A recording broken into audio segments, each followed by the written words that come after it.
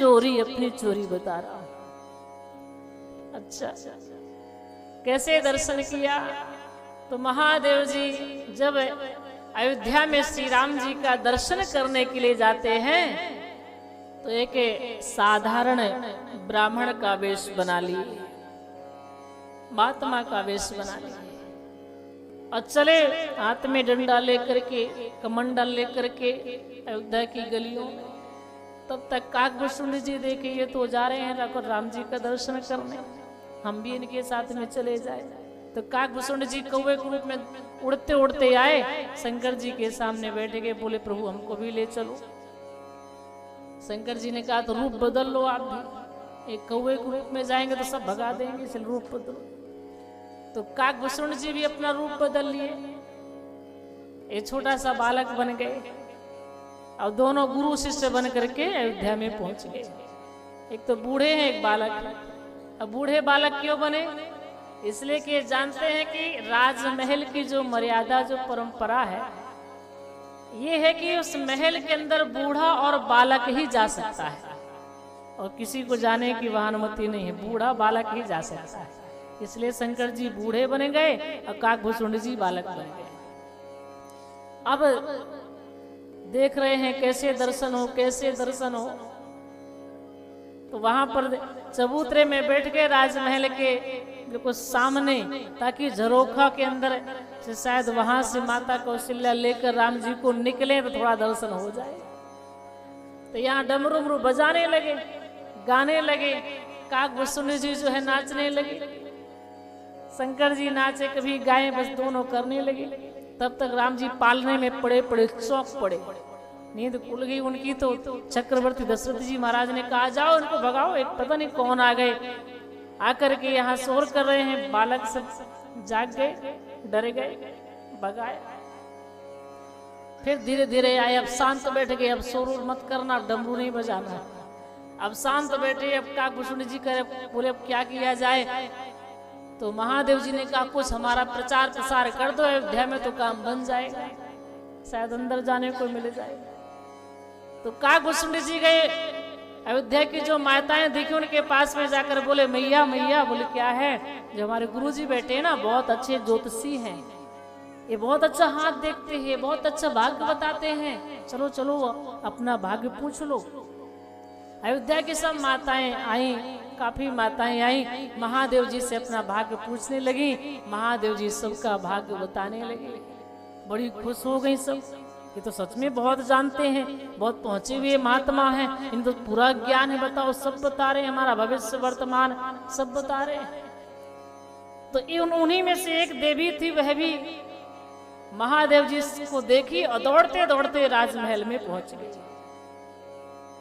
राजमहल के अंदर गई तो कौशल्या जी से कहती है, गोस्वामी जी ने जो है गीता बलि रामायण में लिखा है, वह दासी माता कौशल्या से कहती है अवध आज आगमी एक आयु।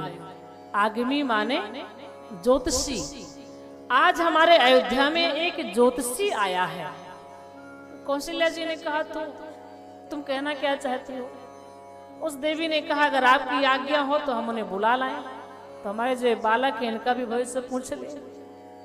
बूढ़ो बड़ो प्रमाणिक ब्राह्मण शंकर नाम सुहायो, असंग शिशु शिष्य सुनत कौशल्या भीतर भवन बुलायो।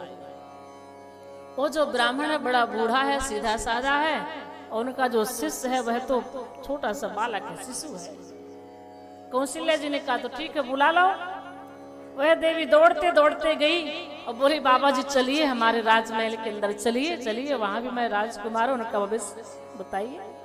अब महादेव जी तो इसी इंतजार में थे कब पहुंचे, कब राम जी का दर्शन करें।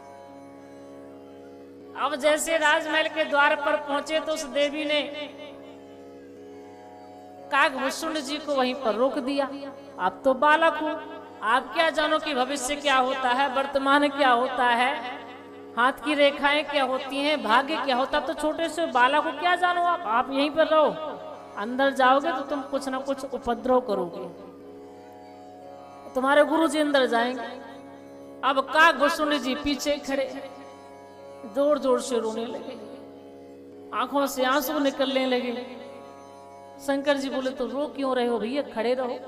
बोले हमें भी आप ले चलिए। बोले मना करें तो कैसे हम ले जाएं? तो काकभूषण जी ने कहा पहले बताओ गुरु जी, हमने आपको पूरी अयोध्या में इतना प्रचार किया है कि आप बहुत अच्छे ज्योतिषी हैं, बहुत अच्छे ज्योतिषी हैं, तो क्यों इतना सारा काम हमने किया है? यहाँ दरवाजे पर बैठने के लिए नहीं किया है, आपके साथ में चलने के लिए किया है, राम जी का दर्शन करने के लिए, हमें यहाँ नहीं बैठना है। उस देवी ने कहा आपका शिष्य क्या कह रहा है? शंकर जी बोले ये भी बहुत अच्छा हाथ देखता है, इसे भी अच्छा ज्ञान है। उस देवी ने कहा तो फिर आप ही बैठे हो, अपने शिष्य को भेज दो, आप बूढ़े हो क्यों परेशान हो रहे हो? तो महादेव जी दरवाजे पर डंडा लेकर के अपना लाठी लेकर बैठे हैं। काकभूषण जी पहले ही प्रवेश कर गए और जब वहां पर गए तो भगवान श्री राम का दर्शन किया, क्योंकि बाल रूप उन्हें बहुत प्रिय है। काकभूषण जी को राम जी का दर्शन किया, हाथ की रेखा देखी और देखने के बाद चुप हो गए। कौशल्या मैया कहती है भविष्य तो बताओ, भाग्य तो बताओ। काकभूषण जी ने कहा मैया क्षमा करना, रेखा मैं देखता हूं, भविष्य मेरे गुरुजी बताते हैं, मैं भविष्य नहीं बताता हूं। गुरुजी दरवाजे पर बैठे हैं, मैया वहां बैठा करके आई हैं, उनको बुला कर लाओ तब ना भविष्य बताएंगे। अब तुम क्यों नहीं बताते हो, फिर रेखा क्यों देखते हो? काकभूषण जी ने कहा अरे मैया आप नहीं जानती हो, हमारे गुरुदेव जी बुढ़े हो गए हैं, अब आंखों में दिखाई नहीं पड़ता ना, तो रेखाएं बड़ी बारीकी होती हैं, ऐसे हम देखते हैं, हम बताते हैं ऐसी ऐसी रेखा है, तो गुरुदेव जी भाग्य बता देते हैं। अच्छा, तो महादेव जी को भी बुलाकर लाया गया। अब महादेव जी जैसे आए तो उनका प्रभाव, उनका तेज, उनका स्वरूप जैसे माताओं ने देखा तुरंत उठकर खड़ी हुई, सुंदर आसन पर बिठाती हैं, चरणों का प्रक्षालन करती हैं। कैकेयी जी ने कहा स्नान भी करवा दिया जाए, तो महादेव जी को स्नान करवाया गया। फिर माताओं ने कहा देखो कपड़े वस्त्र जो है गीले हो गए, अब पहना दिया जाए, तो नए नए कपड़े मंगवा कर पहनाती। ध्यान रखना महादेव जी जो हैं शंकर जी अपने विवाह तक में कपड़ा नहीं पहने हैं, और आज अयोध्या में जब राम जन्म उत्सव में पधारे तो वहां कपड़ा पहनकर बैठ गए। चरण पखार पूज दियो आसन, असन बसन पहिरायो, बसन माने कपड़ा, बसन पहिरायो, मेले चरण चारु चार्यो, सुत माथे हाथ दिवायो। कपड़ा पहना करके महादेव जी को बैठा दिया।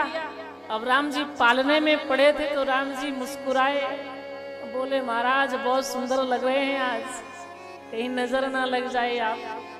शंकर जी ने कहा प्रभु मैं कपड़ा पहनने नहीं आया था, मैं तो आपका दर्शन करने के लिए आया था, अब क्या करूं? बोले बहुत सुंदर है, बस बैठे रहिए, थोड़ी देर में हम भी आ रहे हैं, आशीर्वाद वगैरह दे दीजिएगा।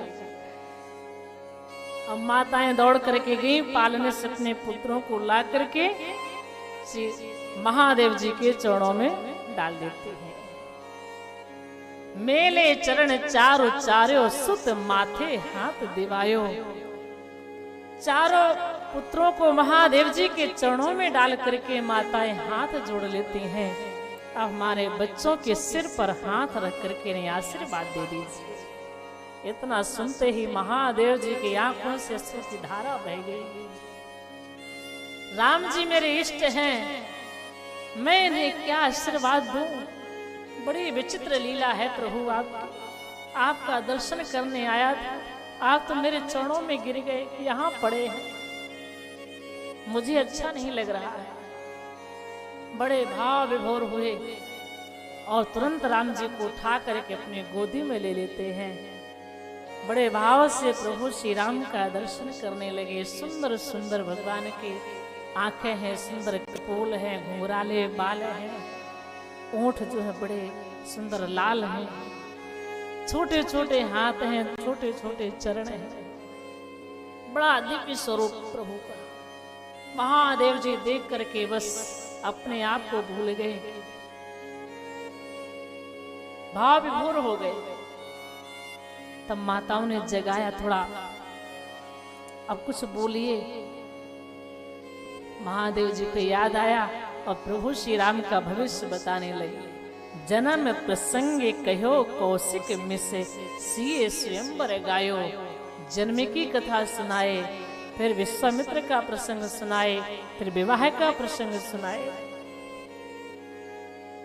ऐसे ऐसे आपके पुत्रों को विश्वामित्र ले जाएंगे, फिर इनका विवाह हो गए जनकपुर में। अब तो माताएं बड़ी गदगद हो गई। विवाह तक का प्रसंग महादेव जी ने सुनाया।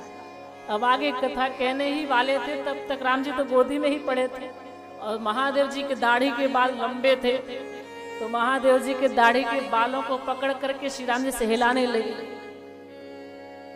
महादेव जी बोले क्या कर रहे हो? श्री राम जी ने कहा आप कथा यहीं पर रोक दीजिए।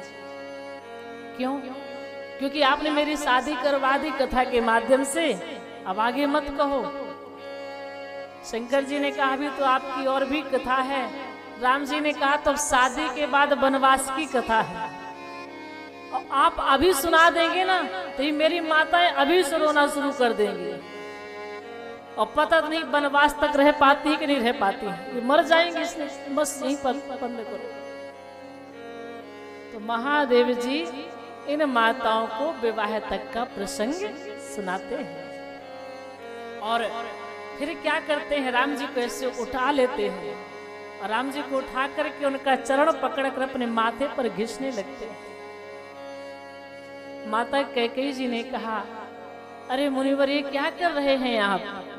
हमारे बालक इतना छोटा सा चरण, कोमल सा चरण आप इतने कठोर माथे पर घिस रहे हैं, इसके चरणों में छाले नहीं पड़ जाएंगे? महादेव जी ने कहा मैया क्या बताऊं, अभी जो मैंने भविष्य बताया हाथ की रेखा को देख करके बताया था, अब इनके चरण की रेखा को देखकर आगे का भविष्य बताना चाहता था। उसी समय मैंने इनके चरण की रेखा में देखा कि एक बहुत खराब रेखा है जिसमें कष्ट ही कष्ट है, इसलिए माथे पर अपने घिस करके वो चरण की रेखा को मिटा रहा हूं। एक दुर्भाग्य की रेखा है इनके चरण में, तो उसको मिटा रहा हूं माथे पर घिस करके। अच्छा ठीक है तो मिटा दीजिए। राम जी बोले अच्छा आप ये भी नाटक कर रहे हैं, मेरे चरण में दुर्भाग्य की रेखा? अरे सीधे सीधे क्यों नहीं कह देते कि मेरा चरण अपने माथे से आप लगा रहे हैं, इतने पर संतुष्टि नहीं हो रही तो आप घिस रहे हैं। अब बात सही यही थी, राम जी के चरण में कोई दुर्भाग्य की रेखा नहीं है। महादेव जी के चरणों में राम जी पड़े थे, तो राम जी का चरण महादेव अपने सिर पर लगाकर मानो क्षमा मांग रहे हैं, प्रभु अब आपका भी चरण अपने माथे पर मैं लगाकर आपको प्रणाम कर रहा हूं। तो ऐसे क्योंकि इनमें तीन नाते मैंने आपसे बताया था, सेवक स्वामी सखा पीछे। राम जी कहते हैं आप मेरे स्वामी हैं, मैं सेवक हूं, तो मैं आपको प्रणाम करता हूं। और शंकर जी कहते नहीं नहीं आप मेरे स्वामी हैं, मैं सेवक हूं, मैं आपको प्रणाम कर रहा हूं। ये भाव है, इसलिए राम जी शंकर जी को प्रणाम करते हैं, शंकर जी राम जी को प्रणाम करते हैं। तो अब शंकर जी राम जी के चरणों को अपने माथे पर लगाकर मानो प्रणाम कर रहे थे। इस प्रकार का सुंदर सा प्रसंग देवी पार्वती जी को महादेव जी सुना रहे थे कि मैंने ऐसे ऐसे राम जी का दर्शन किया। इतना सुनते ही पार्वती जी नाराज, बहुत गुस्सा हुई, इतना बोली इतना बोली इतना बोली कि बंदे नहीं हो रही, बोलती जा रही। अकेले अकेले दर्शन कराए, अकेले चले गए, हमें पूछे तक नहीं, बताए तक नहीं, कितनी सारी बात। बड़ा नाराज हुआ। और होता भी ऐसे, महात्मा जी से पूछा गया था कि घड़ी में बीबी में अंतर क्या है, तो महात्मा जी बड़े विनोदी स्वभाव के थे। उन्होंने कहा जब घड़ी बिगड़ जाती है तो बंद हो जाती है, और बीबी जब बिगड़ जाती है तो चालू हो जाती है, बस यही अंतर है।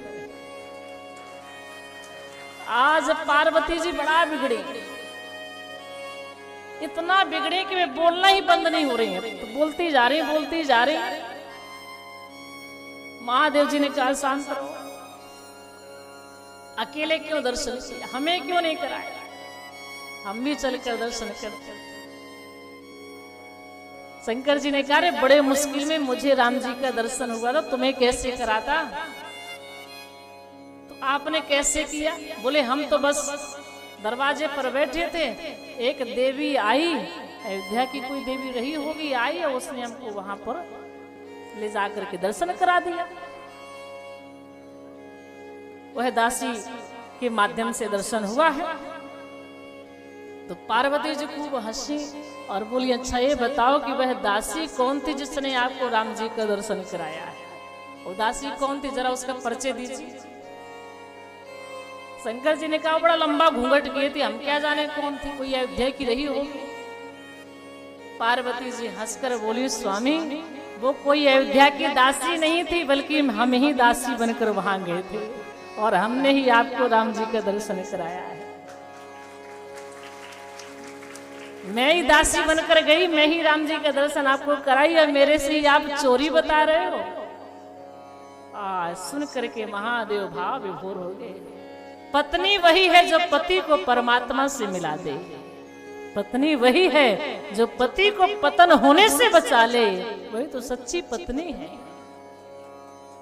आज पार्वती जी ने अपने पति को परमात्मा से मिलाया, महादेव बड़े प्रसन्न हुए। और ध्यान रखना, केवल शंकर जी ही राम नाम नहीं जपते हैं, साथ में पार्वती भी जपती है। एक बार महादेव जी ने कहा, पार्वती आओ हमारे साथ भोजन कर लो। पार्वती जी ने कहा, भी विष्णु भगवान का 1000 नाम पूरा नहीं हुआ, भोजन कैसे करें? शंकर जी ने कहा, एक बार राम बोल लीजिए तो विष्णु भगवान का 1000 नाम पूरा हो जाएगा। और पार्वती जी एक बार राम कहती हैं।